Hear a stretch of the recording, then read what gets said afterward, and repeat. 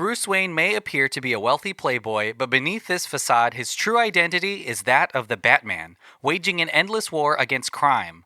Join the Caped Crusader in Batman The Audio Adventures, the first scripted audio original featuring Batman and his villainous rogues gallery in a world premiere story of life and death in Gotham City, debuting exclusively on HBO Max. This rollicking adventure, told across 10 episodes, is written and directed by Emmy winner Dennis McNicholas, includes devilishly delightful original music by Doug Bossy, and performances by Rosario Dawson, John Leguizamo, Chris Parnell, Melissa Villaseñor, Seth Meyers, Jason Sudeikis, Brooke Shields, Fred Armisen, and many, many more. Go to hbomax.com/Batman Audio Adventures for more and stream Batman, The Audio Adventures only on HBO Max.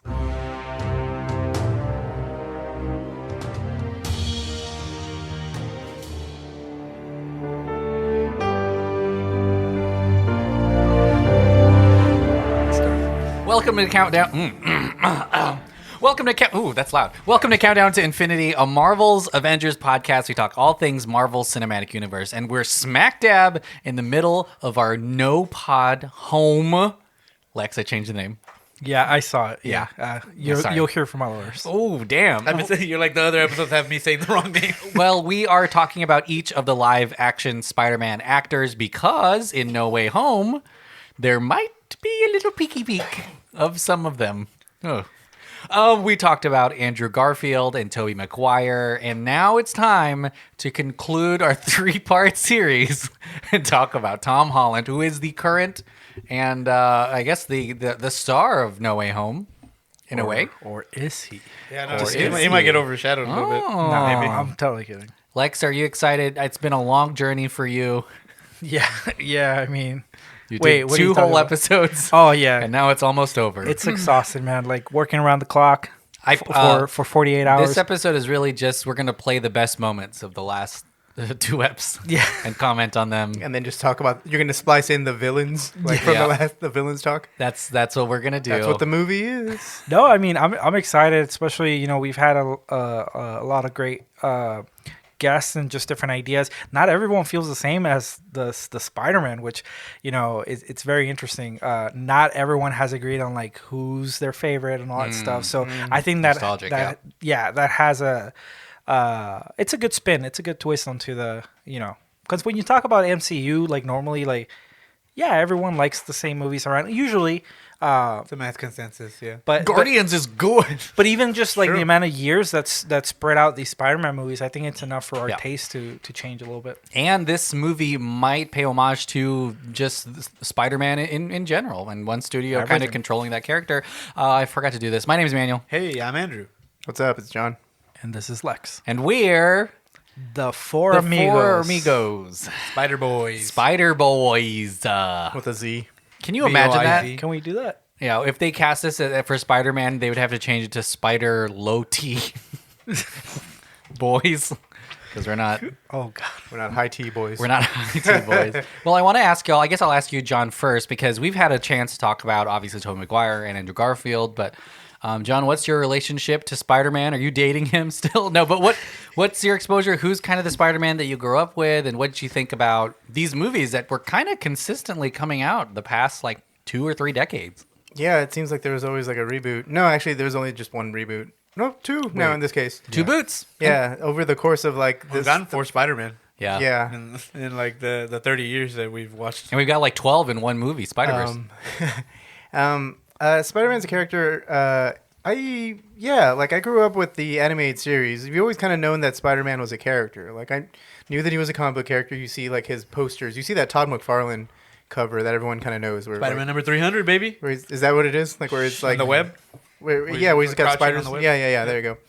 You see that a lot. I saw that a lot as a kid. And then, apparently the animated series on Fox was the thing that, like, kind of got my attention. Like, that's what I knew Spider-Man from.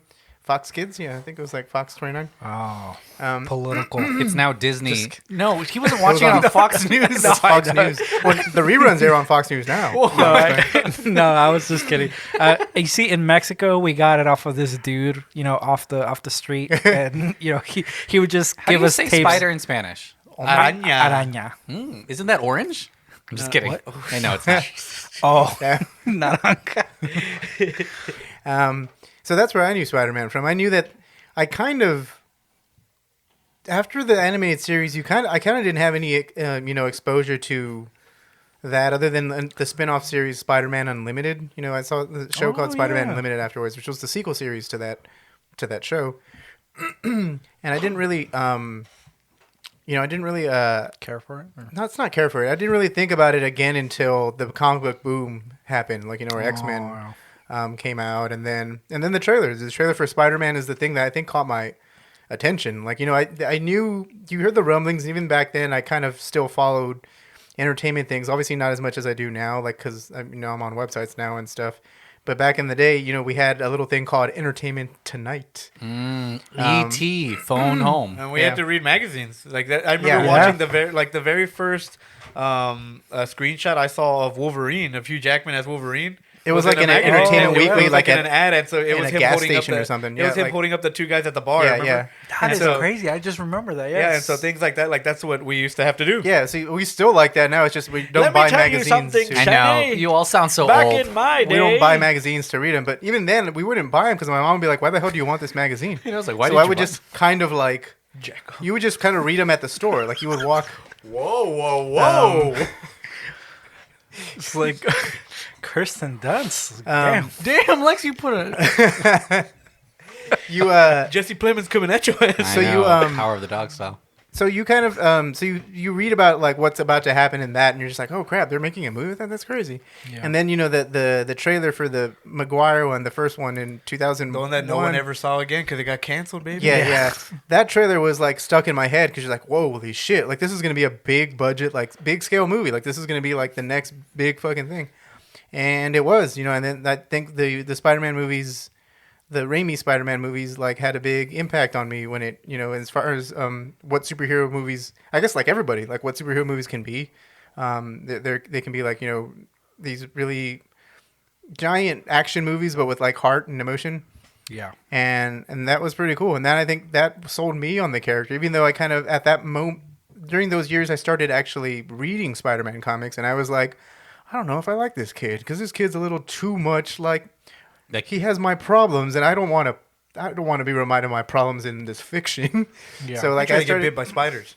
so I started kind of like to not like dig the Spider-Man stories. I think it's because of that. I was just kind of like a weird dude who didn't want to like see myself in like a hero or something. That's kind of weird. Yeah. But like I use this to escape. Yeah. And now, yeah, I know. Well, that's why I don't watch it the reminded Jo- me of my aunt dying. That's why I watched. That's why I don't want to watch the Joker movie. Yeah, right. Because it hits too close to home. Yep.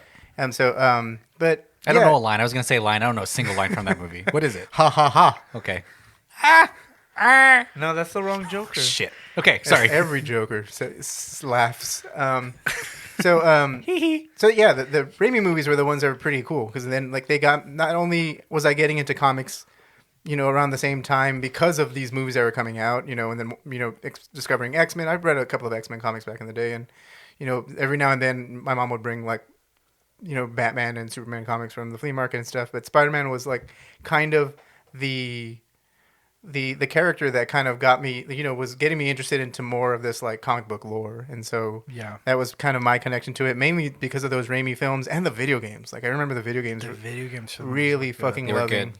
Yeah, like the first Spider-Man movie video game, the second Spider-Man movie video game, Ultimate Spider-Man came out. That's I think the comic that I was started nice. reading. And there's like this special marriage between. Oh, this is kind of like corporate shit, but like Sony owned PlayStation and they owned the movie, so you knew that there's like a perfect kind of meld of the two. The first Blu-ray we ever owned was with the PS3, and it was a copy of Spider-Man 3. Yeah, one of the Ooh. first DVDs we actually ever owned Yeah, was and- Spider-Man 2 or Spider-Man, the Yeah. Spider-Man, Wow. the original And Spider-Man. because DVD player was Sony.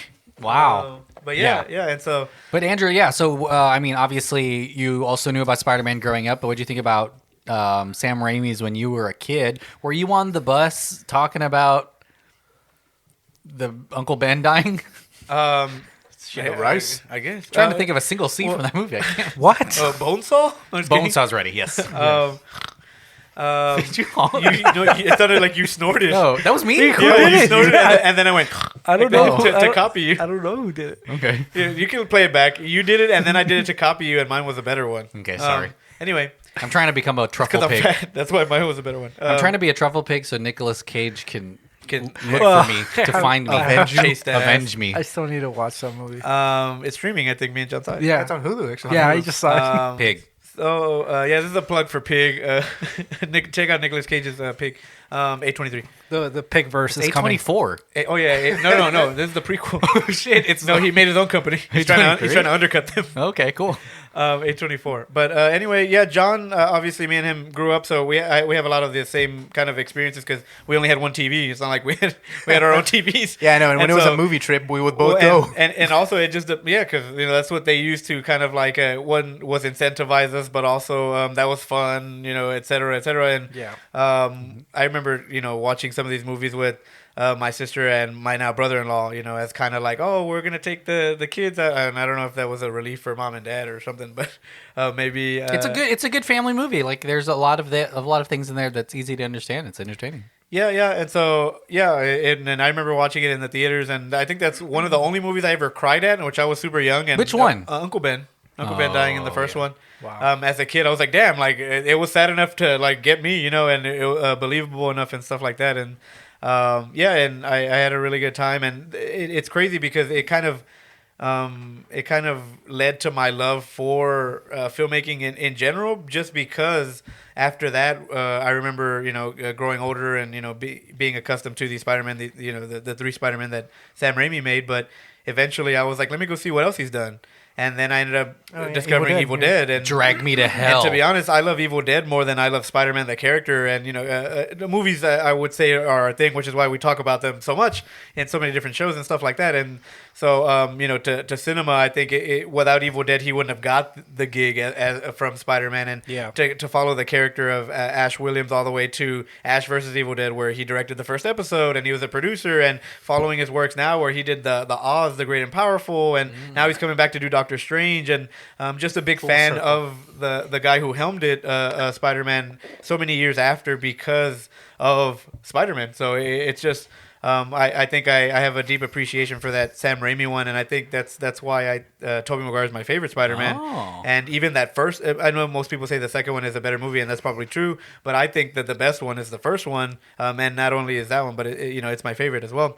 But it's because of the feeling of that first feeling of experiencing first time you see those sweeping camera shots through New York. I mean, it helped create the NFL shot and and stuff like that. But and then this and X-Men kind of blew my mind as to it kind of it lubed myself up for the Spider-Man that's coming out this week. I want to say like we probably had an experience with Spider-Man before the Raimi movie, and it was also a video game. It was the PlayStation / N64 game that came out, which was like amazing. Oh, dude. And all the Spider-Man games are bangers. You remember that PlayStation one? Yeah, PlayStation 1. Yeah. I put in the cheat and I play as Green Goblin and I would just fucking run. It's I think it's the first video game I owned. The PS1 version. The PS1 version. This is the one with Monster Rock at the end? Yeah. Yeah. Mm-hmm. Yeah, the Carnage. Carnage and Doc Ock. Yeah. And so, just, and we were... I recently just, this is like a month ago. You ordered it? No. Oh. I went, I don't think I could find, well, maybe I could. I have a PS3 right there, and I kind of want to order a physical copy now. Well, I went on YouTube. And I watched all the cutscenes. Oh, yeah? It's about like 25 minutes. It's not too long. And you're like, boom, serotonin there, baby. Well, dude, I was like only going to watch like 5 minutes of it. I sat through the whole 20 and I was so entertained. Like it just threw me back. But you're totally right. I think we've had different formats. We've had different experiences with Spider-Man. Well, it's just so crazy because I think that was before the Raimi movie, what you're thinking of. Like, for sure. Yeah. Well, and even the 90s cartoon, like the way you said, we were exposed to Spider-Man in all avenues but his main source material in the comics. And I remember reading one or two books. And then we got to Ultimate Comics around the 2002. That blew it wide open for me. I was like, man, this character has potential. But I never really dug him because Superman is my favorite hero of all time, and I kind of see him as a little bit of a knockoff Yeah. He works at the Daily Bugle, and and mild-mannered reporter Peter Parker by day, and his identity is a huge part of Peter Parker for sure, and that's a lot of what Clark Kent does as also as Kal-El as Superman too. So Sam Raimi even has that homage shot where he's running and he opens the shirt, and I was like, what the fuck? If he goes into a phone booth, I'm gonna fucking lose it.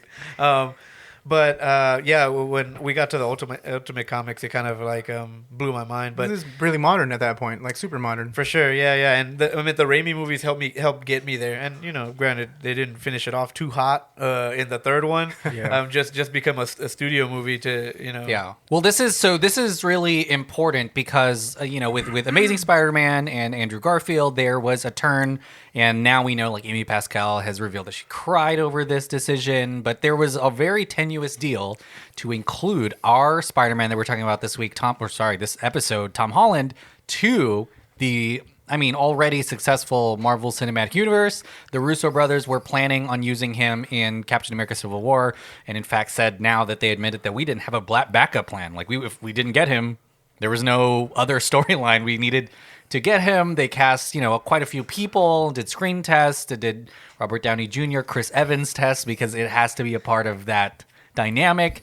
And we settled on Tom Holland. But Lex, what'd you think about Spider-Man, a character that we've seen multiple iterations of, really just a couple years before Civil War? What'd you think about him joining, or even the decision of joining the MCU?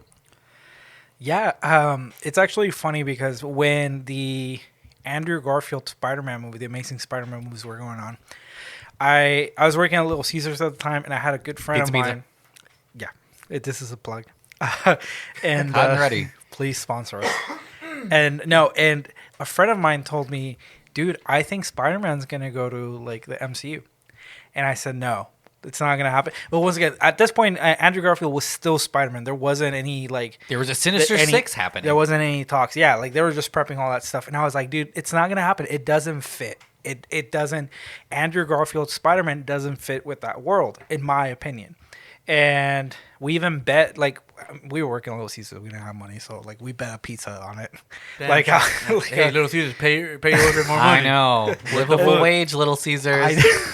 I think it's. I don't even know if it's better now. But I hope so. You want me to look it up? You want to cancel Little Caesars? No, it's because the company. And let's get acquired. Papa John's up there.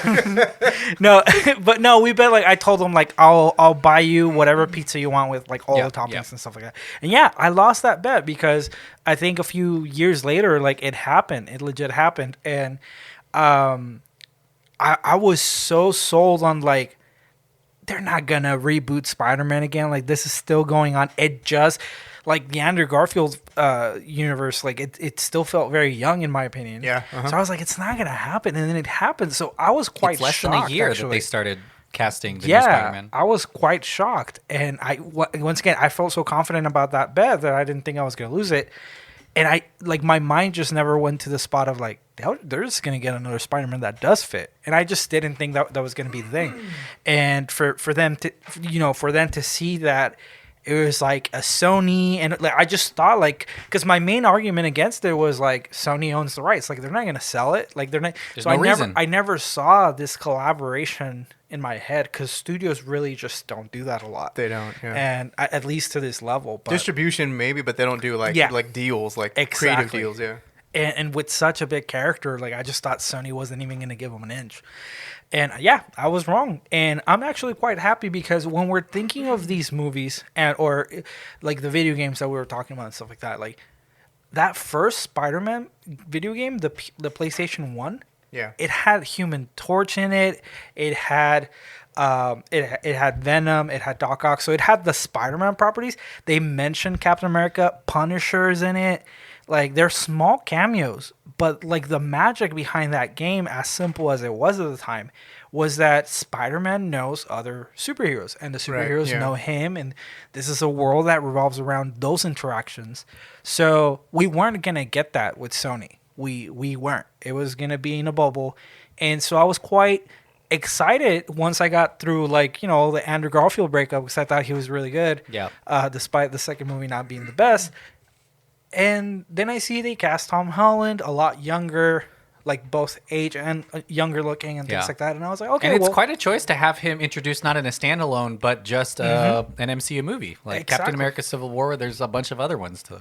Yeah. So overall, like, I knew I had to see more for sure because of how dearly I hold certain certain other characters or actors that played Spider-Man. But I was excited. I was like, okay, if I put myself in the shoes of I'm partially just analyzing the situation, this was probably the most exciting, the it's not outlook, but the future looked brighter more than any of the other Spider-Man that had been cast. So that was my thoughts on Tom Holland coming in. I mean, there's a lot of super tenuous deal making. It's hard to talk about. I mean, there are Sony leaks. You can read the emails between producers about Kevin Feige and Amy Pascal and how they were going to craft this kind of sharing deal and who was going to get all the money and who was going to cancel their. That's probably at the end of the day what actually matters. Like, who gets this, and that's split it like. But it makes sense. You're right to kind of latch on to the success of this connected storyline that is the MCU and benefit from that, and now kind of. Especially with the movies coming out now, like Venom and Morbius, even benefiting financially from something that seems like it might be connected. Well, so we talk movie by movie for the other Spider-Man, but we can't do that with Tom Holland. He's in too many movies because he is also in all the Avengers. He's in Endgame, he's in Infinity War, but we will talk about No Way Home and Far From Home because those two are Homecoming. Yeah. Sorry, because those are the ones that kind of delve deeper into his character and his family.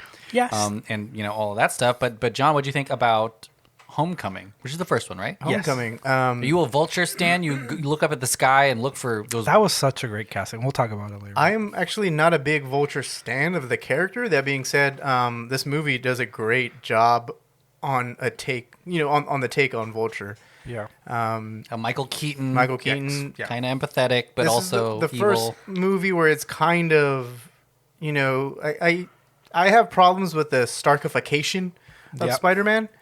That being said, I mean, I think Lex, you put it really well on saying like I never thought we were gonna get this. So the fact that he was getting his own movie, set in the MCU was like, that's crazy. But like in the back of my head, I was like, but Sony's Sony, so they may fuck it up eventually. And they kind of did, but we'll get to that, sort of, before they kind of got back to No Way Home status.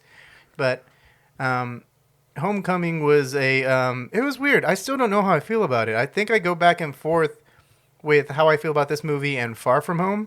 I can't really tell which one is the superior one. I do like that this one is very small scale and is very kind of, neighborhoody Spider-Man. Like as opposed to the other ones. I do like that that the scopes are small. And I do like the characterization, regardless of how I feel, and maybe I prefer some Raimi movies, or I definitely prefer the Raimi movies over these two, like over Homecoming and Far From Home, sans Spider-Man 3. But like I prefer like those first two Raimi movies over these two. I think the characterization of Spider-Man has never been more correct than it is now. You're right, because oftentimes, even in the Andrew Garfield he's version, a 30-year-old playing a high schooler. And they're graduating halfway through the movie. Yes, they're exactly. done. They're not even kids because anymore. they're old. Yeah, you can't. Yeah, there's no like, because even with I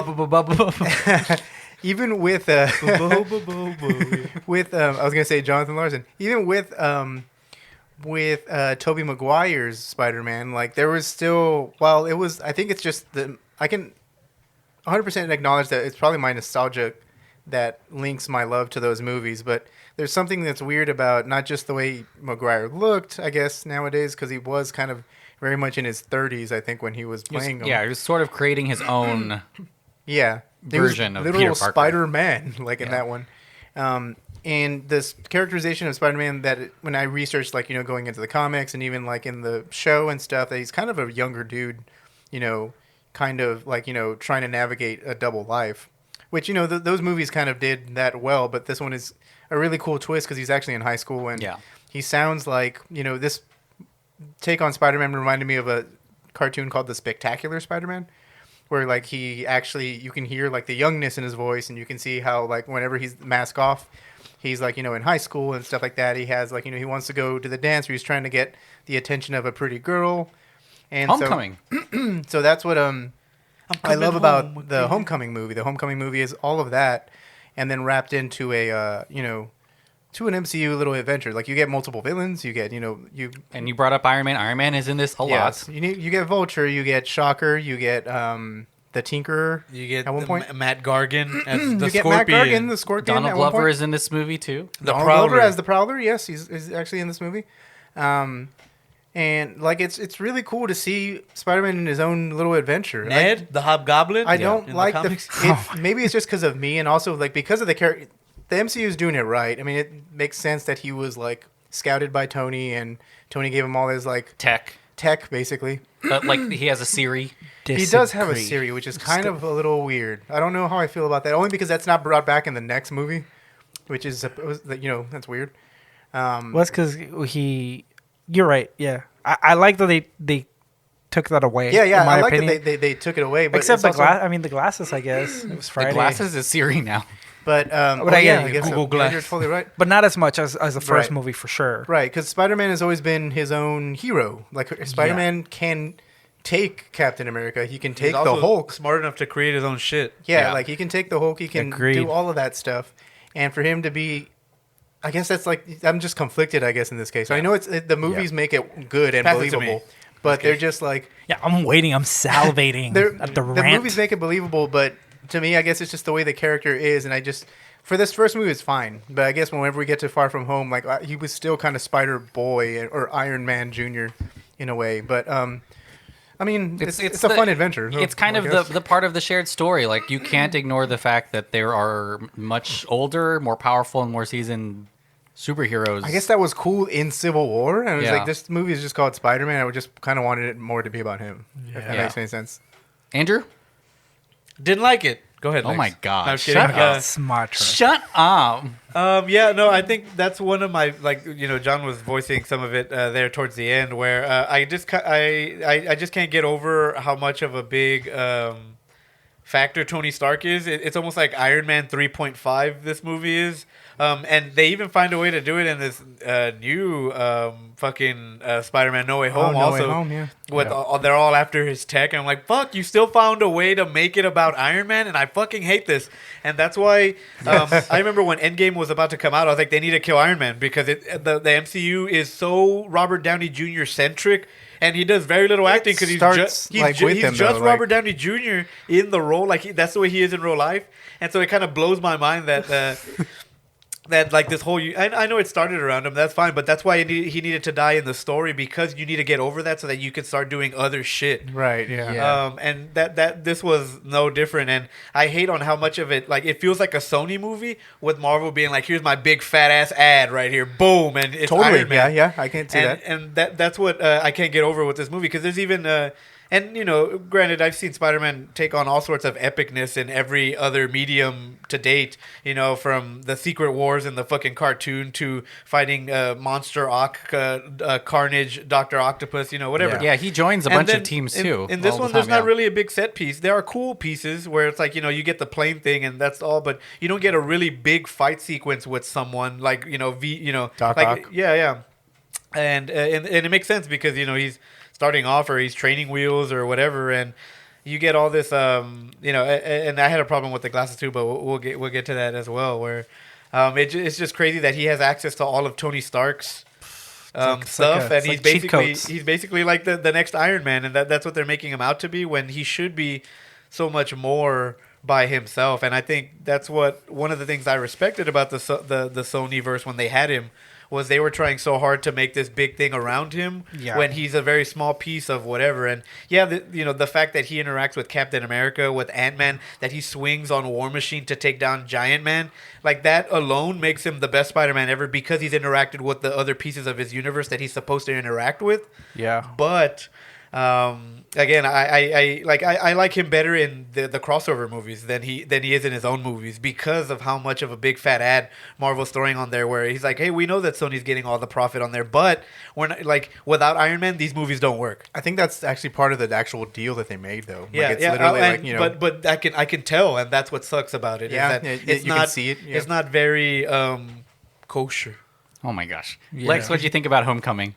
Yeah, so Yeah, I agree with everything you guys are saying. And I'm glad because I mean I started talking about how in my experience I've noticed that not everyone has the same opinions about Spider-Man, but here I think we're all kind of centered in on this idea that like this MCU or Iron Man reliance is it's unique to the MCU, right? Because we once again we're talking about video games, we're talking about cartoons. There was the cool interactability between these Marvel characters, but there never was that reliance of Spider-Man needing all these people. As a matter of fact, like in the video games we mentioned, like it was just like a neat thing. It's like a hi, hello, like, oh, I got to do my own thing. I have my own thing going on. Bye. That was it. It was to that extent. So we never saw, even in the comic books. I mean, in the comic books, Spider-Man does turn to certain heroes for help when, there's these crossover events. But it's just that, a crossover event. For the moments where Iron Man is off screen, like his presence is just all over this movie. And they needed to do that. If I put myself in the shoes of an executive, like that had this deal happen and things like that, like I don't know how I would have approached it differently. They needed Spider-Man to kind of be told or presented in a world where Iron Man exists and the Avengers happened and all that stuff. So I get it. It's just, and we'll talk about the next movie, but I thought it was that reliance would be a one and done. And then you see it still present in the next movie. So like, all that said, like I'm hoping that No Way Home is finally a departure of that, and I believe it is. Do you not see Doctor Strange in no, okay, yeah, I have my own problems about that. And it's crazy. It was just because like Doc Ock is after the nanotech, and you see the red on his arms. You have Jamie Foxx has the arc reactor, and you're like, oh my god, like it's just a fucking Iron Man suit again. Yeah, but it's also one of the things that it's the only way to make Steve Jobs, like freaking dominates our lives, and he's been gone for a while. That's true. Well, I think that there's also giant. This massive idea that there's really no other way to have Spider-Man in the MCU. It's the thing that makes it unique. And if you don't make the choices to have him interact with their characters, then why even have him in the MCU? I don't mind the interactions. It's just once again how much of his character is like they're not, those characters are not revolving around Spider-Man. Spider-Man is revolving around them, and I think that's a problem in his own movies. That should not be the case. I also think that no other Marvel movies are like that. Like no, everyone else is on their own, and I think it's also this preconceived notion of how big because Spider-Man's Marvel's poster boy. So to see him start with the training wheels, and I get it, you need to have character development because he's young, and you need to have longevity. Younger. So you're going to go through 10, 20 years of this actor and character's life. I get that part, but again, they could have made it feel a little bit more natural, and it just kind of stares at you in the face to the point where I have to mention it and go on these big ass rants and shit like that. That it still eats me up until this day, and rewatching it and rewatching it, and you think it would get better, even with the actor gone. Robert Downey Jr. obviously done. It's still there. Yeah, it's a long shadow to kind of get out of. Yeah, and so the thing is also like, okay, if that's the compromise to make, I get it. We wanted to see a Spider-Man in this world. There's compromises made, and there's, it makes the story make sense to an extent for him. I really like the suit and the tech, and the fact that the eyes, open wide. Like, that's super cool. I think they went a little bit too heavy on all the AI and all that stuff. But here's the thing.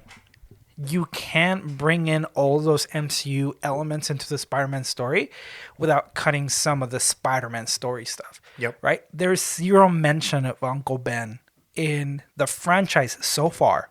There was one mention in a What If episode, and that's a What If episode. I think that's ridiculous. It's such an integral part of who Spider-Man is. And I get that Homecoming is not a movie that started by showing us how he got bit by a spider. It actually started after the events of Civil War, right? I get that. But for there to be not one mention of someone who is fundamentally close and part of who Spider-Man is and how Spider-Man came about to be Spider-Man, I think that's ridiculous. And they did that. They sacrificed that at the expense of Tony Stark is your mentor and all that stuff. And He's Uncle Ben. He's the new Uncle Ben. Yeah. You get that moment later. Well, I get that. That is a really big part, and I think it's going to build up to this next one that we're going to watch this week. Yeah. I think it's going to be a really cool moment where the other two mention it, and he's going to kind of like, oh, cool.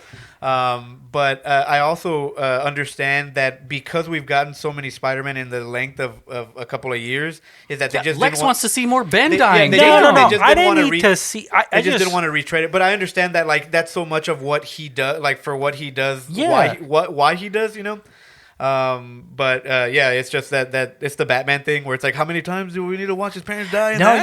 No, and I think there's different ways to approach it. It's true. like just don't act like it didn't happen. Yeah. Aunt May doesn't even like say anything about losing someone. She's a snack. But- Originally, I wanted Tobey Maguire to be Uncle Ben. I wanted Tobey Maguire to come in as Uncle Ben. But Just the last one super. Is that okay, Manny? What? Am I gonna get fired? What? For what? I was just gonna say something Oh, else yeah, because go you were ahead. gonna say something. Okay. Just last little bit, right? Just because no one else mentioned. and this another part. thing. I just kidding. Of course. The last thing I would say, aside from that, once again, it's just the MCU takes some things and some chunks out that fundamentally I think should be a part of the Spider-Man story. Lastly, I do to an extent like how concealed this movie was, like smaller scale. He is a lot younger. It's all of those things. It's a lot more I'm getting started type of thing. But the friendly neighborhood Spider-Man, right? It's an idea and a philosophy that Spider-Man, who he's really like a neighbor, right? But I think they took that and placed it around like the setting as well of this movie, because there's not a single shot.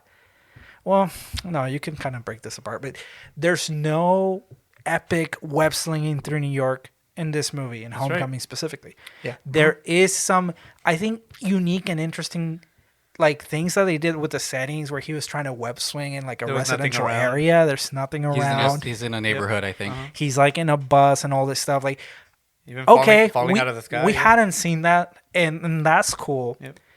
But looking back after the movie ended, one of the things, I don't know why, and it may just be me, but I just thought about it and I was like, there was no single like in New York, in the middle of the city, like web swinging, cool shot, anything like that. And I think that's very much purposeful, yeah, for sure. Yeah. I felt that. I want to talk about some of the side characters that we were introduced to. I'm kind of surprised that y'all hate it so much. It's the best reviewed and highest grossing Spider-Man movies ever. But I just feel like, why do the same thing you've done over and over and over again? Yep. Do something different and unique. And what's really funny is because like I'm hearing John everybody Hughes, talk, and Spider-Man. then also I was saying myself too is like, it's funny because it's this is like almost like a catchphrase of mine every time I go on one of these rants. All that being said, it's a good movie. It is good. Yeah. Like it's like John Watts, who made horror, and I think he did a feels like great a job John of making Hughes. it really light. The casting's really great, which I want to talk to. Marissa Tomei, we've talked about already as Aunt best May. casting choice ever. Zendaya is MJ, Also which I thick. think is fantastic. Jacob Which was Batalon only, I mean, it is was the best only friend. released, it was only like announced until the very end of the movie. but Yeah. And I think that's all like really good because it adds kind of a supporting group behind Peter Parker, and that's important in his next movie, which is Far From Home. Shout out to Michael Keaton. Yeah, Michael Keaton, who may be back.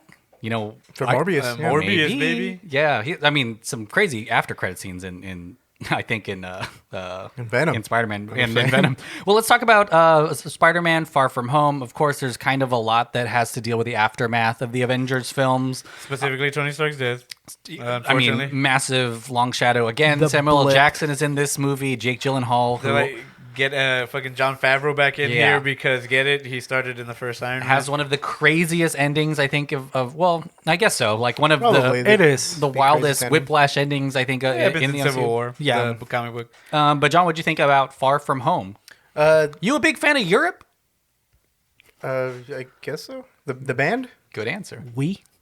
No, Far From Home is actually I don't know. I think it's they kind of like fluctuate. I think whenever I watch Far From Home, I was like, this is fucking, because there are more comic accurate scenes in Far From Home than there are in Homecoming, definitely. Yeah.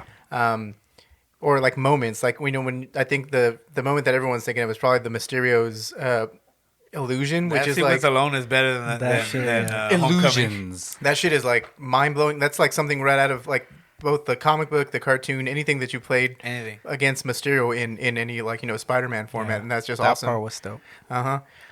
Far From Home is pretty good. It still feels kind of weird. I think that in this case, this is a different type of weird that I'm not sure if I put my finger on, but him being literally away from New York is odd for me. Yeah. That's kind of like Batman going away from Gotham and having an adventure somewhere else or something. He's in Oregon. Yeah.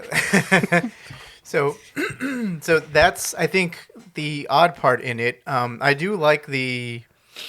So Far From Home was really fun because of I think the villain dynamic. I think and then the misdirection. I think there were less leaks for that movie than there are obviously for Far From Home, or no, for No Way Home. So you really had no idea, and I think people at one point were literally convinced that Mysterio was a good guy. Yeah. And that, but everybody who knows who Spider-Man is kind of like, there's something up with this guy. Yeah. Yeah. Illusions. Yeah. Jake Gyllenhaal's a good actor. Let's just say that. I mean, I honestly am Gyllenhaal's kind of great. surprised I wish I knew how to quit you. Well, because after Prince of Persia, he very specifically said he's not doing any movies that are kind of big. I think he almost Studio signed on stuff. to Spider-Man 3 at one point because Yeah. Tobey Maguire was getting ready to quit after Spider-Man 2 he because was of gonna an be injury. Spider-Man. Yeah, he was going to be. Yeah. He was going to be in I the think first was- since the first one. Yeah, he was going to be. Or- No, Gyllenhaal was going to be the The recast, takeover, like yeah. the takeover. Oh, you're right. the You're right. third Yeah, one, yeah, yeah. yeah. Yeah, so he would have been Spider-Man 3 had Maguire not signed on. Well, I guess that would have been the first reboot, but not really. It would have just been like Yeah. a Val Kilmer, Michael Keaton type of thing, where it's the same continuity, just different movie. But Far From Home, I did really enjoy. I think Far From Home came out. It was really weird. Again, and this is why I kind of want to talk about this, is that I always thought that Sony was going to shoot themselves or get too greedy with Spider-Man, because Sony in the past, you've seen, Amazing Spider-Man was cool, and then you see Amazing Spider-Man 2 where they're just like, throw in, all of this stuff and set up 6 spin-offs, literally like the Sinister Six, and then, we're going to have, Spider-Man 3 come out, and then, then in Spider-Man 4, they're going to all fight together or something. And I always kind of got scared of that whenever the deal happened. But, as things went on, you're like, maybe they're playing it safe. And then when you see Far From Home, and then, Venom starts to be announced, and Morbius, and you're just like, oh, God. Like, are they going to pull very another... excited about. Yeah, are they going to... And then, you heard a Black Cat spinoff somewhere in there, too. Like, they were, signing off spinoffs. Craven the Hunter was announced a couple Aaron Taylor Johnson. a couple of months ago with Aaron Taylor Johnson. Yeah. So you're just kind of like, Sony's getting a little too greedy again. They're going to do this stuff, and then...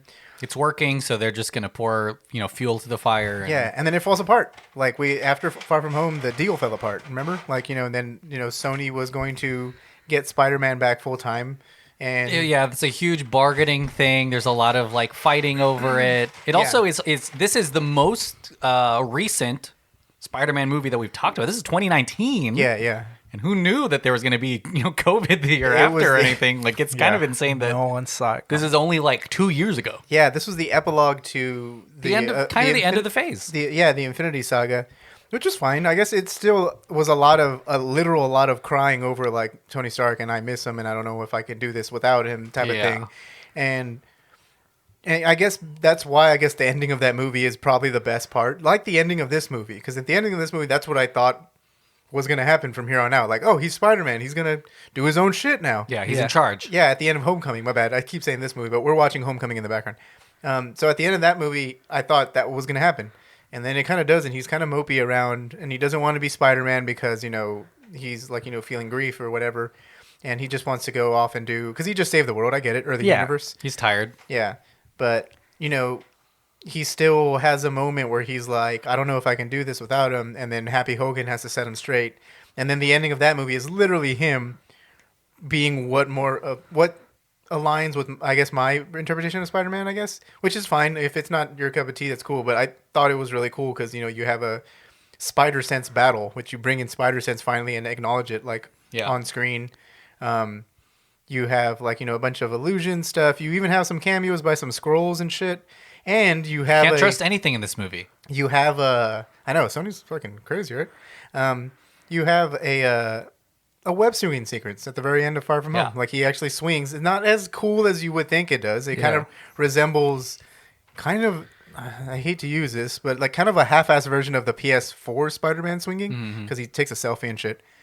But he is swinging through New York nonetheless, and he for the first time. Yeah, yeah, and that is very exciting to see. And so at that point, you're thinking, "Wow, he's in a setting." Yeah, like you're thinking, like this is Spider-Man. Like this is actually cool now.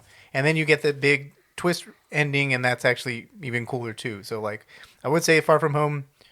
Maybe I think people probably enjoy Homecoming a little more, but I think Far From Home is maybe a little bit more enjoyable on the Holland. Yeah, I think Spider-Man narratively spectrum. it's a very super interesting movie that keeps you on your toes for a really long time. There's that really cool sequence too where he gets into like that vision sequence where he gets like he sees all of. Remember he gets like almost pushed back Doctor Strange style into like all these different. That's what I said. The illusions. Oh, is that what you meant? The Mysterio sorry. battle. And then the elements. Remember that? Oh, the Earth, elementals. wind, fire, drones. It's Hydro-Man, Sandman, and Molten Man, right? Like they're the MCU interpretations, I guess. Yeah. Andrew, were you a fan of Far From Home? I feel like we recorded like multiple pods on this. I gotta go back and listen to that. Probably not multiple ones. Oh, or maybe a spoiler-free like two. one and then a 2 or regular 3. one. But yeah, no, I like this one a lot better than Homecoming because I did like that the stakes were upped and the fact that we were even talking about, multiverses here was crazy. That Mysterio said that, he's from Earth 616. Oh, yeah. And so this was kind of like the first hint at all that before Doctor Strange. But he was lying. Yeah, and he was lying. He was lying, yeah. And but I love the Mysterio twist because if you've known who Mysterio is, then you knew that he was always the villain. And I love the way he did it here, where he kind of pulled the rug out from underneath everybody who didn't know who Mysterio was. Seeing everyone's reaction was really really cool. That it that it actually was a genuine surprise to them, but also. That the VFX and the visual sequences were really really cool. The illusion sequence was amazing, and getting to see the elementals, to an extent, I guess, because they're ultimately drones or whatever. But getting to see them was pretty cool, especially because we grew up with that '90s cartoon where I was watching Sandman and Hydro-Man, these type of villains interact with Spider-Man. So it was I really really dug it. I like the literal fish out of water type of thing where he's not at his command center and he kind of needs to do a little bit more of his own thing. And I did kind of roll my eyes that if they would have, I bet you they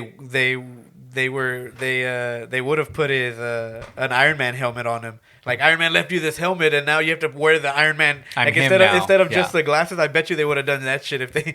And it honestly is like the first of this kind of thing that we're seeing now in all the shows and a lot of the movies, which is the passing of the torch to the next generation. Except this is in a really big budget movie. Well, maybe the first one to do that whole, you're me now. Well, and especially with like Young Avengers style.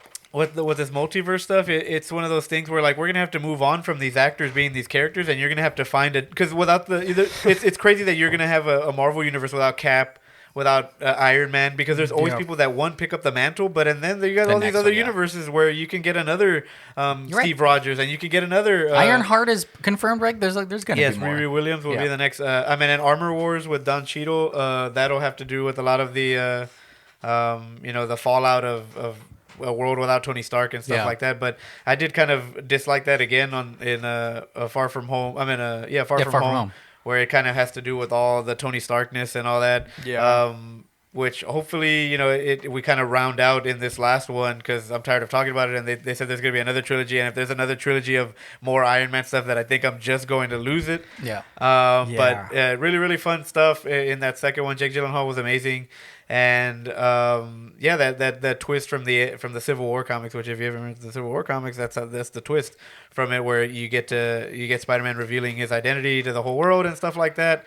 He does it on his own terms in the book, but the fact that everyone knows who he is a really really cool dynamic, especially because in the MCU everyone knows who. Like when you look at Steve Rogers, you're like, that's Captain America, and you look at Hawkeye, you recognize Barton, Hawkeye. You're like, that's Hawkeye, and so you recognize everybody, and there's not a lot of alter egos or like basically people hiding their identity in the MCU because they're just so open about who they are, and it's an not interesting. a whole lot of masks either. Yeah, well, and that was part of my gripe with the MCU in the first place, is that everyone's always taking off their thing, and I'm like, damn it, you're not that person if you're not wearing the whole suit. They're gods among men. They don't care.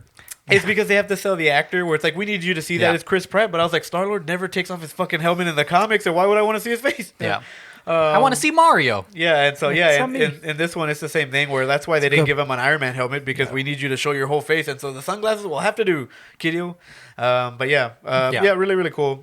Still again good movies, but I did have my gripes with it. Far From Home. Lex, what do you think about Far From Home? I mean, there's a lot of it has BBE.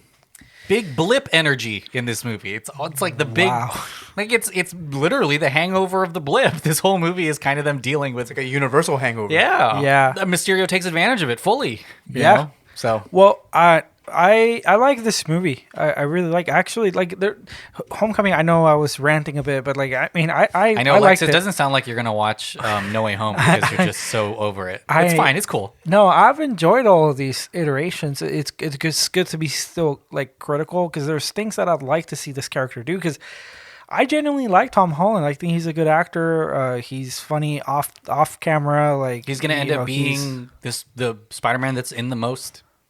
Stuff. No, Movies. he has Movies. the style, he has the charisma and everything. So I really like him as a person, an actor doing this role, and I think he's doing great with what he's being given. And I don't think what he's being given is bad. It's just once again the stories and the MCU.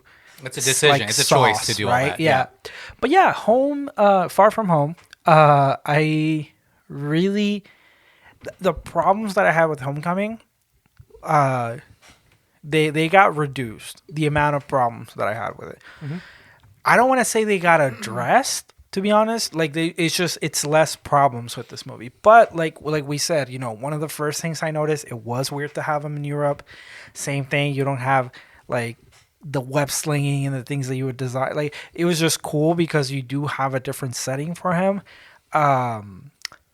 But I missed that. Especially at the end of Homecoming. I just thought like the point of it was that he's going to be his own person and all that stuff. And you still have the reliance. But I did like that it addressed like the Tony Stark loss. I like that portion of it. They're getting ready to move on, quote unquote. But they did go with a story that still kind of relies on, his love for Tony and all that stuff. And asking what's next. I like that scene where like the reporters, they're asking him like, are you going to be the next Spider-Man or the next Iron Man and all that stuff? Like, are you going to be the leader and all that stuff? I like that because it humanized Peter Parker even more as far as like, I'm just a kid. Like, I don't need to be worrying about all this He's stuff. just trying to be. And he was truly trying to escape of that. And he was trying to have a nice vacation.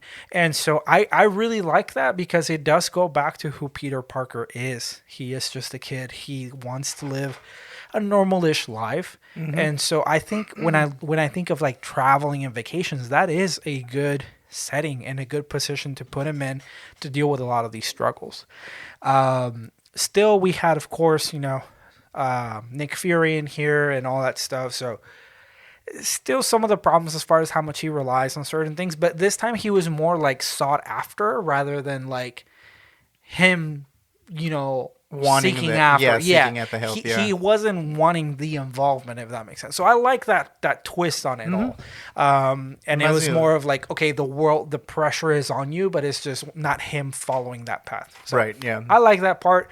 Once again, the problems got reduced. Mysterio was a great choice, I think, for a villain because, you look back at all the Spider-Man iterations, no one's really gotten even close to get a character like Mysterio. We're almost there with Sam Raimi. He was going to be Bruce Campbell. Like, that's why he changed it. That's why he changed his appearance per movie. What? There was like a whole plan? Uh-huh.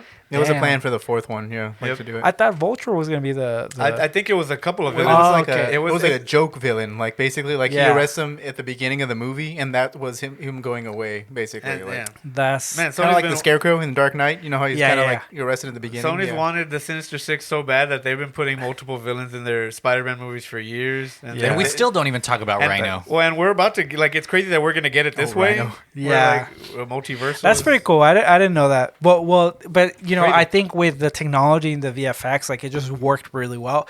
And though normally I would have gotten like, no, not upset because it's truthful.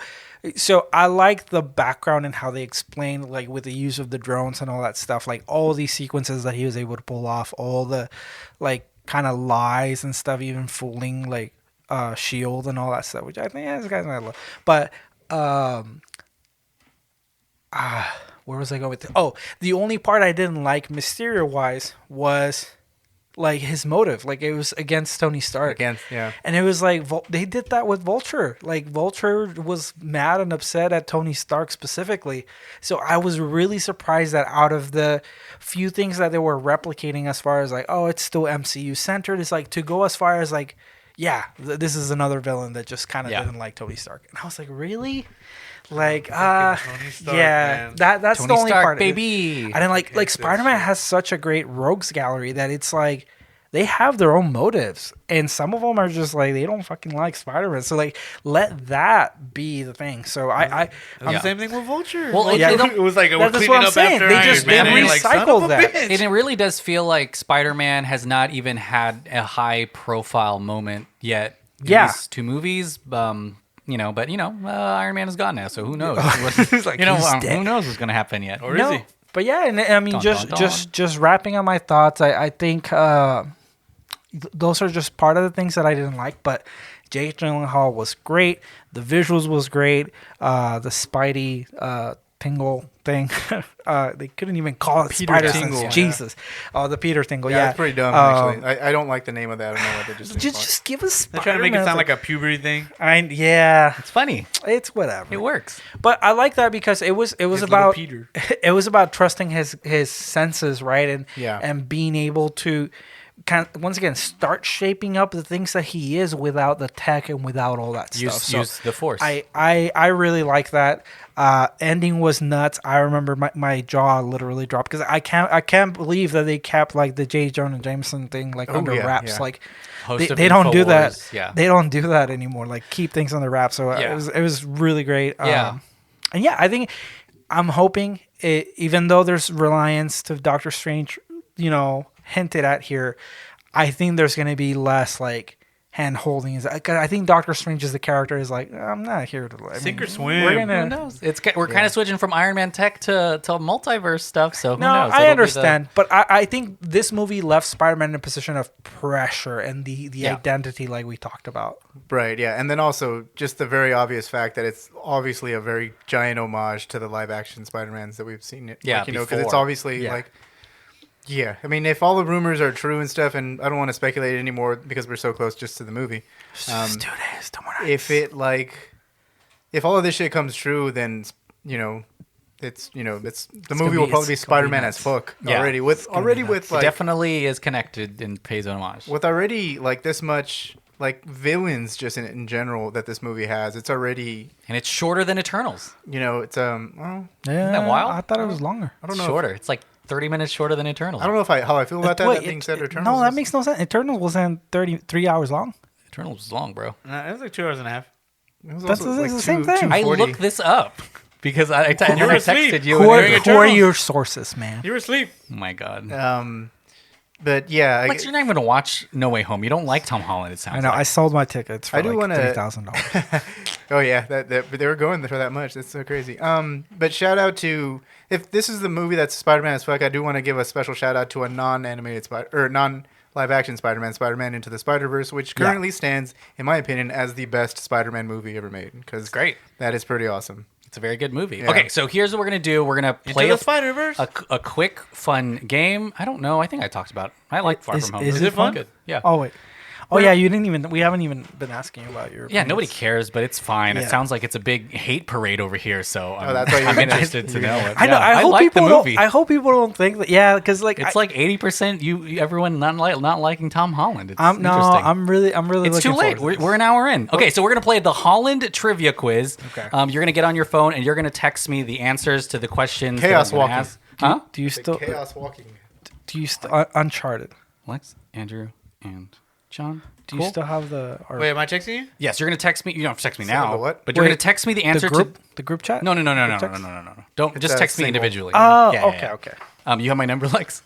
I blocked you, but let me undo that real Ooh, quick. so we're gonna play the Holland trivia quiz, and it's gonna be very exciting. Lex is smiling because he played the Garfield quiz and the Toby Damn, quiz. he's got a leg up on us. I don't. know. I didn't even study. And there's a twist here, and you idiot. Okay, he's played this a couple times, and I told him before, I just go to IMDb, and Even now, he didn't Google it. I forget everything we say in our podcast like as soon as it ends. Yeah, me too. Here we go. Here's the first question. Which Spielberg film? Wait. I'm not even at your thing. Hold on. Which Spielberg film is Tom Holland's favorite movie?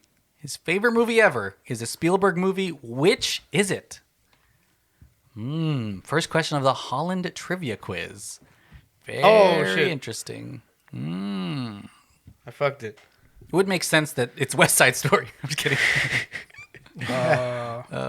It's autocorrect. The BFG. Also think about Tom Holland. The BFG. The big fucking gun. What does it stand for?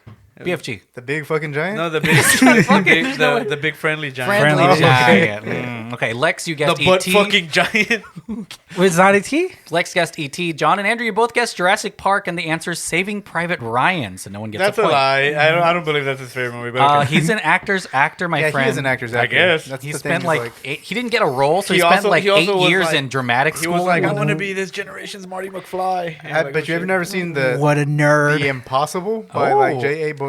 Like that's a fucking serious ass movie. Yeah, it's about tsunami. Here's the next question, and this is actually, I'm not going to give any clues, but Tom Holland based his Peter Parker performance on this famous teen actor of the 80s. Tom Holland based, I think one of you knows this. Tom Holland based think he his just Peter said it. Parker performance on this famous teen actor of the 80s. John, you don't want to give Lex any help. I'm do not, you? I'm not. True just said it like 30 seconds ago. I All did right, just so say it. Andrew and John, you get the point because you got it correct. It's Michael J. Fox. Lex, you texted Ferris Bueller, who is not a real. Did you person. say real? I thought you said fictional. No, I said Didn't you actor. say 80s? Okay, I heard character. Here's the next one. Outside of the MCU, what is Tom Holland's highest grossing film? Outside of the MCU, what is Tom Holland's highest grossing film? He's in like 6 MCU movies, is that right? Like, he's in a lot of them. He's in a 6 with this upcoming one. So what, apart from the MCU films, what is his highest grossing film? His highest grossing. You got to go back into your mind. And I feel like Tom Holland, Civil War kind of was prepped and came out 2016, but he was like kind of an unknown, right? He played. Just say only did like Wait, dramatic is roles. he? Yeah. Is he just that he is in? I mean, he is in this movie. Yes, he is an actor in this movie. Yes. Actually, I'm gonna guess the movie that I just said. Okay. Highest grossing. Tom Holland feature that is not in the MCU. This is really interesting because we've been playing this. Oh shit! We played this with Tobey Maguire and with Andrew Garfield, and it's hard because like, man, they were Spider-Man. So Just Spider. what happened to that? I got those rights. I was doing pretty good on I the. think Tobey Maguire's Seabiscuit or something like that was I his. think I number might two. know what it was, but I already guessed my answer. Yeah, but I me think too. I should- Andrew Caceres guessed Sherry, which was a direct to streaming for Apple. So John, so no. Yeah, John and Lex both guessed The Impossible. The correct answer is 2020's Doolittle. Oh, Doolittle. Shit. Oh I shit, he's hate a voice. these movies where you did this. I on thought the it was a other Monster Calls because he was the mocap for the monster in a Monster Calls. I just guessed. What role did he audition for in The Force Awakens, losing out because he couldn't stop laughing at the opposite the actor droid? pretending to be a droid? Yeah. Beep boop boop boop boop, and he was like, "What the fuck?" Yeah. Wait, He's like, "Let's do it again." What He role did he auditioned? audition for in The Force Awakens, which would have been insane? I don't think they would have cast him as Spider-Man if he did that. Losing out because he couldn't stop laughing at the I know opposite my actor. answer's right, but that was the way he tells the story is so funny. He says that like he started to say his lines like, "We gotta get to the Falcon," and then the girl's like, "Beep boop beep boop beep," and then like he instantly starts laughing. He's like, "Okay, I'm sorry, let's do this again." And then she did it again. He's like, "Oh shit! Like you're literally gonna keep doing it again? Like I thought this was a joke." And she's like, "Well, that's what you're gonna bump into Yeah. on the set." What a different movie if he was Finn, right? Like, You just gave away the answer. Oh, okay. I texted Oh, before you shit. said that. Lex, John, and Andrew, you all got the point because it's Finn. Shit, I just said the answer. I love that you took a beat. Yeah. You're like, wait, Thank it's like you. you shit Lex your pants did or text something. beforehand, which Yeah. is I instantly knew that you had said the answer, and I looked at you, and he was like, "Oh no." what color are Tom Holland's dreamy eyes?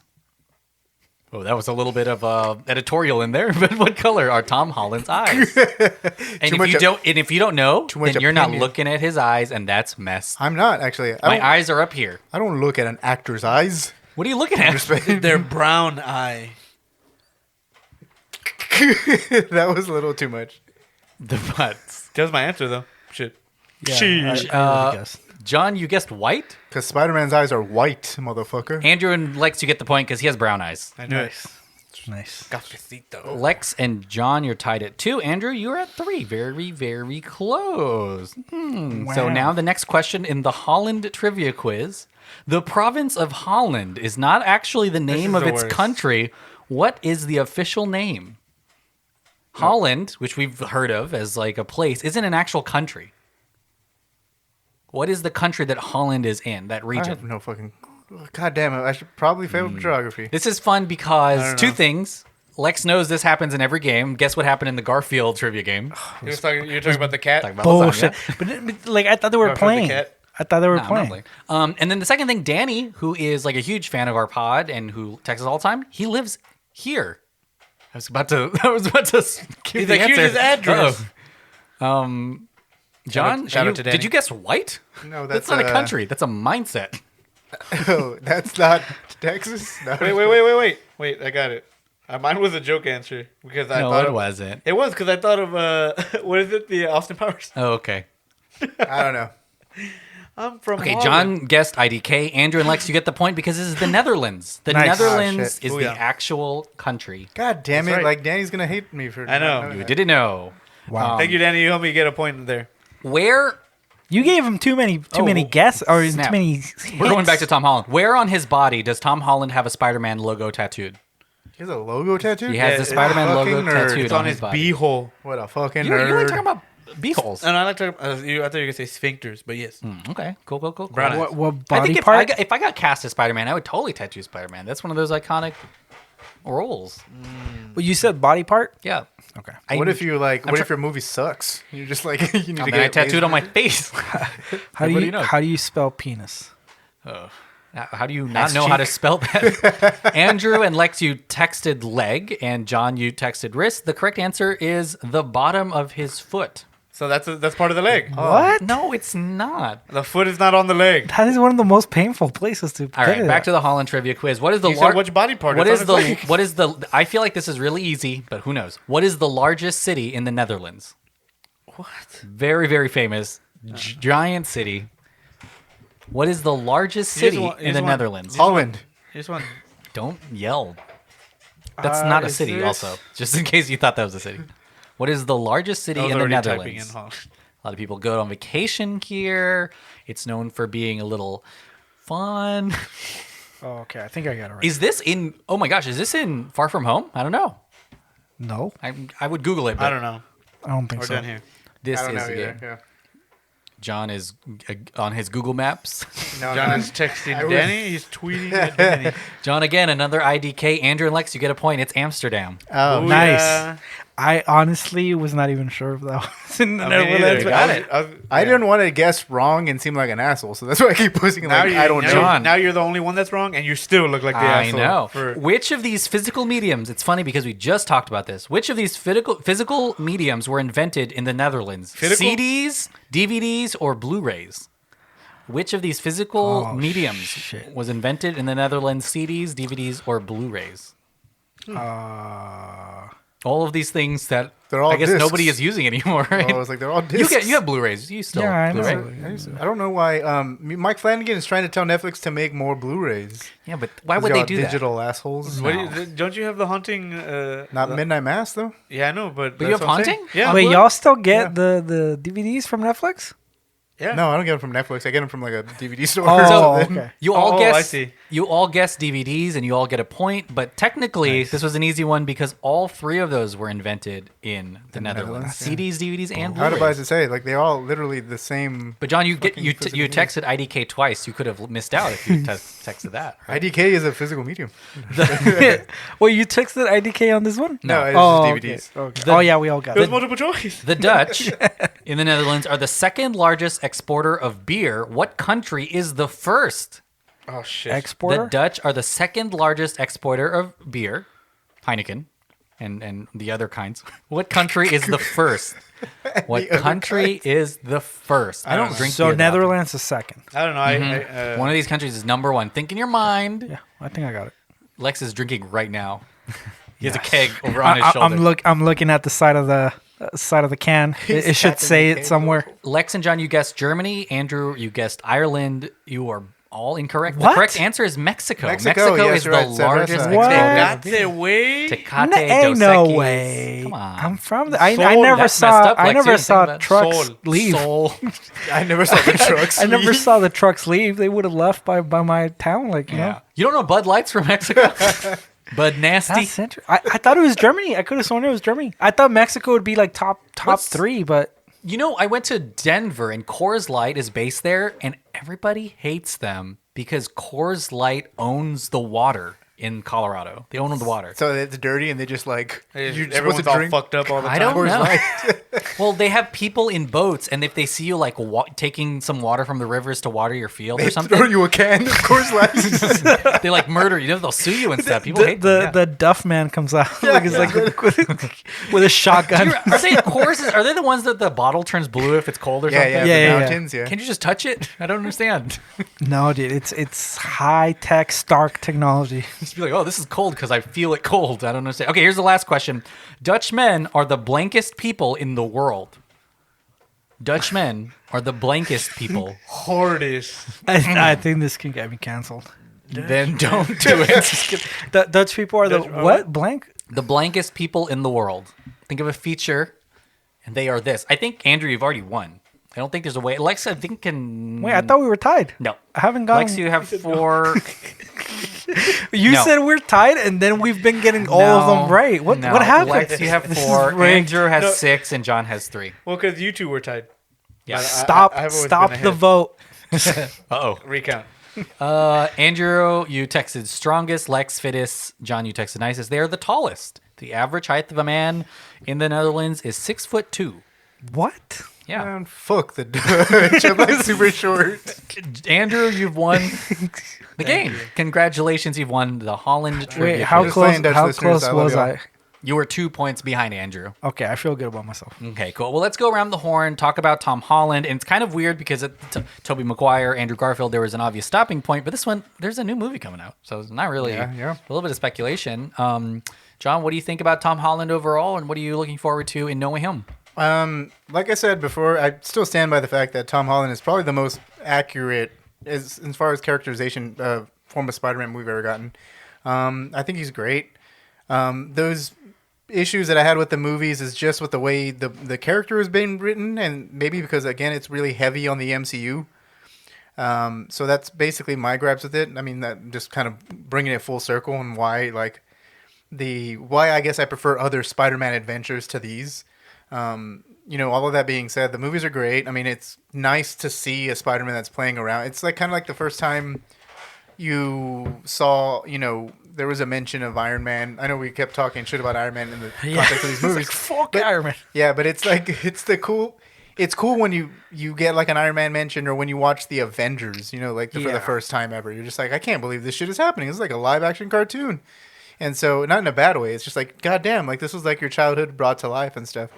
So Tom Holland's great. And then for No Way Home, I don't want to say too much on it because I don't know what Because you is could be really wrong. gonna happen. You've Well, yeah, already like, seen the movie. we can Just be- tell us, man. No, it's just like we can be wrong on it, and also like there's also the scary. I guess I'll say this: like there's a part in my brain that's scared for it because Spider-Man movies in the past, when they try to do a lot, end up not being the greatest movie. It's true. And this one looks like it's doing A ton. a fuck ton. It looks like it's doing what the Amazing Spider-Man tried to do and Spider-Man 3 in one movie. Like both of those, Yeah. the ambitiousness combined, basically. The ambition, I guess, ambitiousness. It is like, yeah, and so like that's the only thing that's a fear of mine is that like it could be too much of a clusterfuck and it could be bad because of it.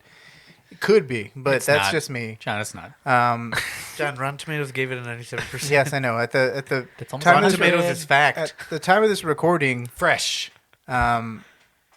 like it came out, it's getting rave Yeah. reviews. We're all staying off of social media because it's apparently Delphin apparently knows the beat per beat of the movie. I think already. We open 1937 East Berlin. A young boy on a bicycle sees The very first spider. the very first spider ever.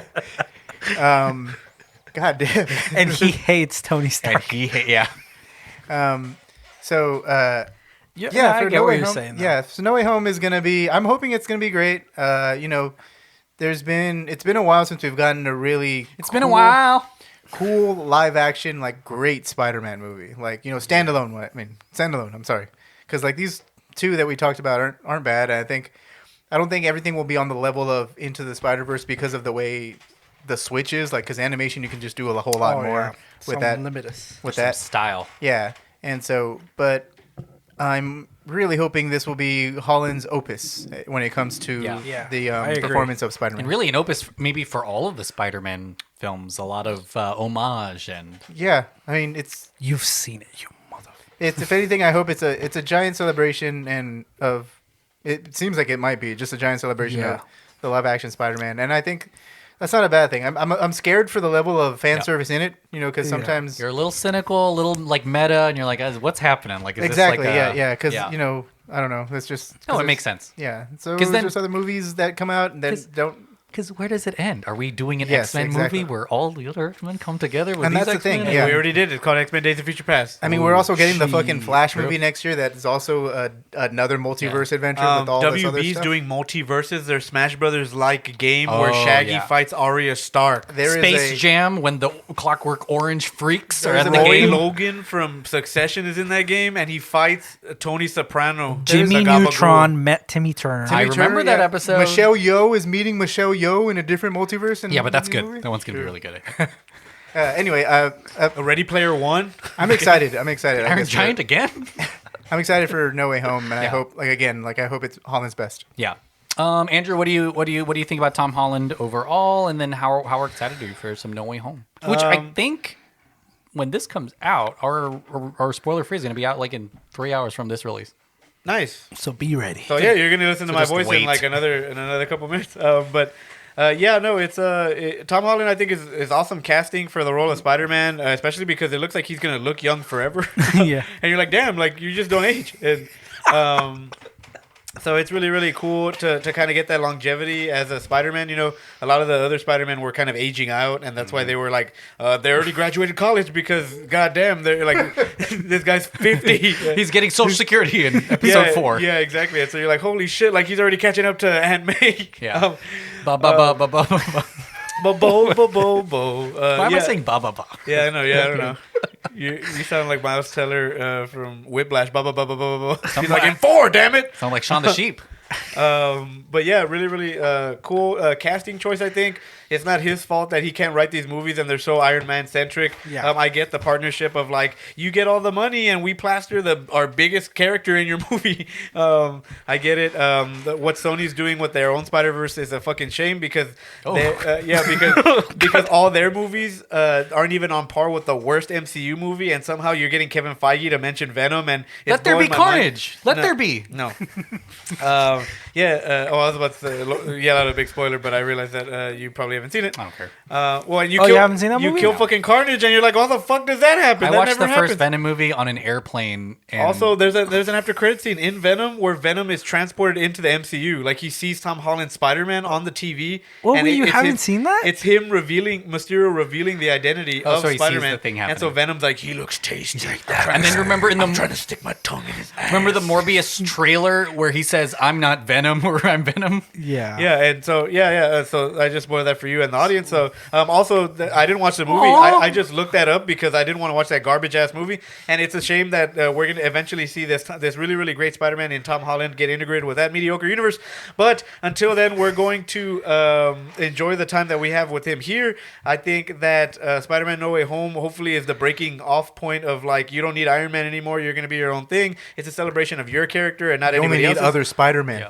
Yeah, exactly. And so I mean, what if he goes just his other universe where the MCU isn't a and is it a thing? Yeah, I know it No might, Way- that No Way might Home. happen. Yeah, and that that, if he gets home, the title's a lie. Sony takes over. I'm Yep. just kidding, but it's really, really cool. I think people's expectations are way too high for this movie. Also, manage your expectation because it might not meet them. It's probably going to meet them.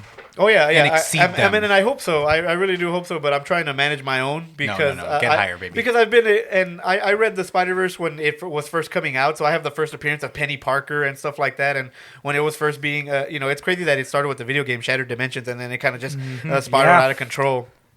Andrew's eyes went to the back of his head when he said that. He was like, but I mean, even like the Madam Web stuff that you bumped into in like the '90s cartoon, you're like, oh shit, there's always kind of been like these alternate whatever and these mashing of worlds and stuff like that. So I even hope Tom Holland's in Doctor Strange into the Multiverse of Madness. There's a rumor that the trailer is attached as one of the after credit scenes for the Spider-Man thing. So they did that for the Avengers stages, right? And it makes sense because you don't have an Avengers movie, you have Doctor Strange, and so hopefully you get all these people that are going to combined and for sure. But yeah, I'm a really big fan of what Tom Holland's work and passion and heart has gone into this role, and I hope we can see him more in this universe, more so in Sony's, because I dread Sony's with a passion. Lex, what do you think about Tom Holland? And I guess this is the final episode of these recaps. So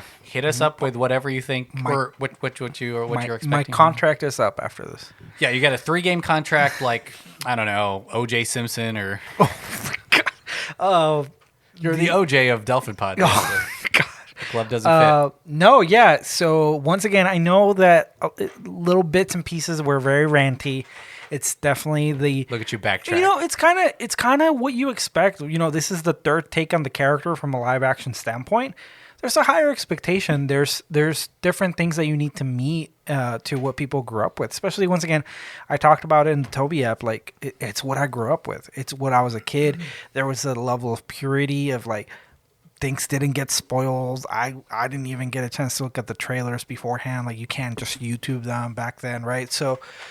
There's expectations, and some expectations, like, Tom Holland may have not had a chance to meet regardless. And yeah, he's not the one writing the movies. He's not the one that, placed the MCU at the middle and his character revolves around it. But I think he's done an excellent job with what he's done. He deeply loves the character, and you can tell. There's passion behind it. His performances are actually good. If you look at his body of work beforehand, he doesn't come from the backgrounds of Tobey Maguire and Andrew Garfield, especially, where the kind of movies that they were doing before becoming Spider-Man, it was good stuff.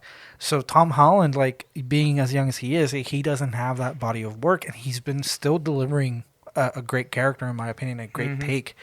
You also got to think, like, what's interesting about Tom Holland and what is almost like a positive is he grew up watching these movies as well. He grew up watching the Tobey movies, the Andrew Garfield movies. So I think that's unique. Whereas, Andrew Garfield, I know he was a fan of Spider-Man as a character, but all he had to go for it was, the comic books. And Tobey Maguire says still to this day he's never going to read a comic book. Yeah, yeah.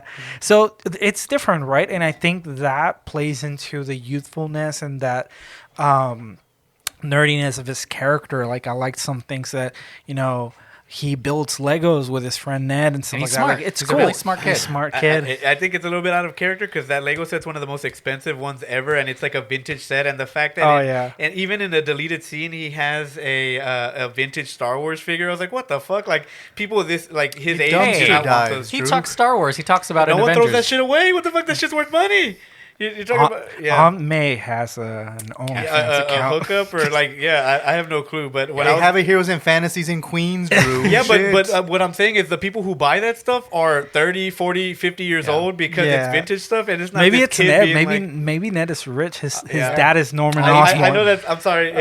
You said that's one of your favorite things, but I had to like every time it breaks the illusion for me because I know that's expensive as fuck. Could you imagine him like with the Taj Mahal? Like it wouldn't have made sense. People are like, why the fuck is he building the Taj Mahal? But it's because it's one of the most expensive Lego sets ever. But he's got that Stark money. He has a Goodwill. He just found it. Yeah, no, but no, you're right. But I think those are some unique elements, right? Like you can't wait for him to talk about Avatar in the new one. Andrews and Tobey's always felt a little bit older, not only in the look and just to take the seriousness of the character.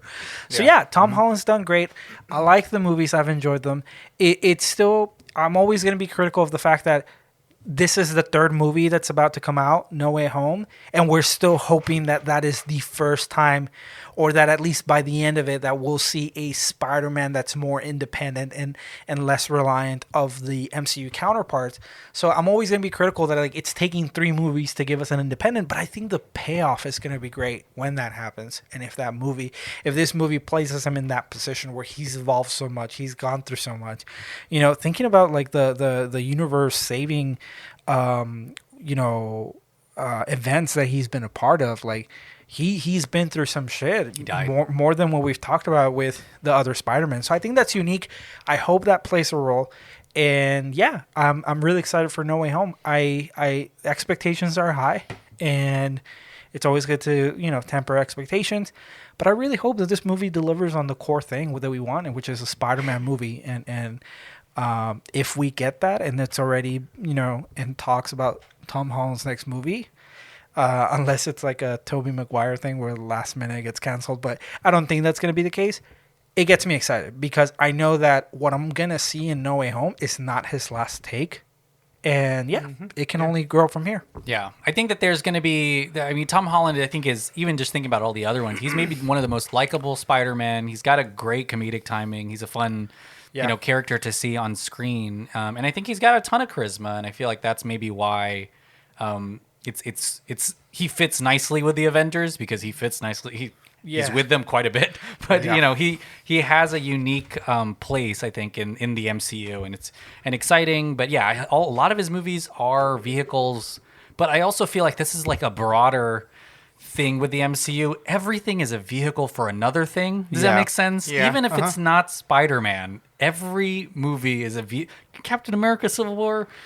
That's why Eternals was kind of refreshing that way. Yeah, so was Shang-Chi. Like, I think that there's like a lot of that. But I mean, if we're talking about getting everyone on the same page, I guess they look at the heroes that bring in the most audience and say, this is when we're going to do this giant, arc to show you that, the multiverses are coming or something. But really enjoy it. I think people like him. He has the only Far From Home. And of course, part of this is probably some Endgame hangover, but Far From Home is the only Spider-Man movie to gross over $1 billion worldwide, which is weird. I totally thought all the Tobey Maguire's one did, but I guess everything's just kind of changed now. But yeah, Tom Holland, I'm really excited. No Way Home, we're going to watch it, and I think it's going to be a really fun movie. I do worry just about... You texted multiverses are the future, but I think there's a lot of meta stuff happening, and I don't know. It's cool. It's fun. But gosh, like it's a lot. I think after like Deadpool and all of the other meta stuff, it's kind of what everyone is thinking is the only way to get people into a theater now. There's a literal company called Meta. Yeah, got to get in there. I have a Not in Theaters episode on this. Okay, well, let's go around the horn. You'll watch Tom Holland again, I think, today. But Lex, what do you have to plug? So Not in Theaters, please check it out. Me and my friend Josh, we just came back and started recording more episodes. We recently recorded one Spider-Man related, so that's going to be dropping this week as well. But our last episode was actually about multiverse and what other franchises we would like to see multiverses on. It'd be a fun take, and we broke down like what we'd like to see. I think the main one revolved around 007. What if there was a multiverse movie about that? Yeah. So it was a really fun episode. We even talked about, a Rock, Dwayne Johnson multiverse movie where like all of his characters come together to fight another one of his characters, like to literally lift a planet. It feels like at this point. Like. Yeah, no, but it was ridiculous. It was a fun episode, and that's kind of the stuff that you're to expect from this podcast. Not in theaters. I definitely recommend listening to it. Sweet. Awesome. John, what do you have to plug? I'm going to plug Revenge of the Sequel. Nice. We were actually almost done with the season. I think we extended our episode count by 1, so we're actually going to end off, and I'll go ahead and just announce it here. We're going to end with... Taking the red pill, baby, one more time. We're going to end... Rectally this time. With shit. God. We're going to end with the Matrix... with the shit. Yeah, you're like, we're going to push it up and we're going to shoot it out. The Matrix Resurrection, so you should... find that dropping pretty soon. So that's going to be fun. And then we have our I know, yeah, all this shit puns. You said dropping and all this other stuff. Like, Delphin looked up at me. And then I'm going to plug our next season, or our next event season of Revenge of the Sequel. It's Revenge of the Sequel Presents. We haven't decided a name yet, but we are doing a Revenge of the Sequel kind of event where we go through all 25 James Bond movies. Where it's going to be pretty fun. 001, 002, Uh-oh. 003, Yeah. 004, all the way up to 0025. Not 00, it's just 025 at that point. Yes.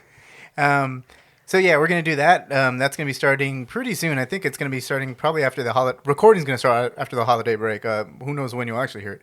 But recording will be pretty soon, and that you should look out for that because that's going to be pretty fun. I think that's the end of my plugs. I'm going to plug full. No, I'm going to plug Director Showdown. They're pretty cool on their podcast too. You should guys check them out if you like some. Nice. Brent was on the pod. Yeah. Andrew, what do you have to cinema. plug? Everything that Lex and John said mostly, and also check out the Dirt Sheet Radio with my buddy John Escudero. He's holding down the front on the professional wrestling world for us on that side. Does really, really awesome work. That's what I hear is it's fun again. That's what I keep hearing. It's fun again. Now it's not just one product, and now there's a bunch of different products. Yep. And also check out Countdown Strikes Back. We're going to start up the Babu's Book Club. Book of Boba Fett should be dropping pretty soon. Boba. And then... Boba. Yeah, exactly. And I'm sure we're going to start to get into other aspects of Star Wars too. With maybe we'll do a reaction to the Eclipse trailer that has to do with the High Republic. And looks cool. A lot of drums. Knights of the Old Republic is getting a remaster, so maybe we'll cover the original. And me and Emmanuel have been to Galaxy's Edge twice, so we'll probably talk about that as well. Lex been. And so Twice. So and I'm sure there's a lot of content there in the Star Wars. But we're not releasing that yet because we're edging Galaxy's Edge. Yeah. Oh, I get you. Galaxy's edging, and also get boosted for sure. Get vaxxed. I got boosted. Continue to wear your mask so you can fight Omicron rollout. Huge mistake. I'm just kidding. All right. Bye-bye.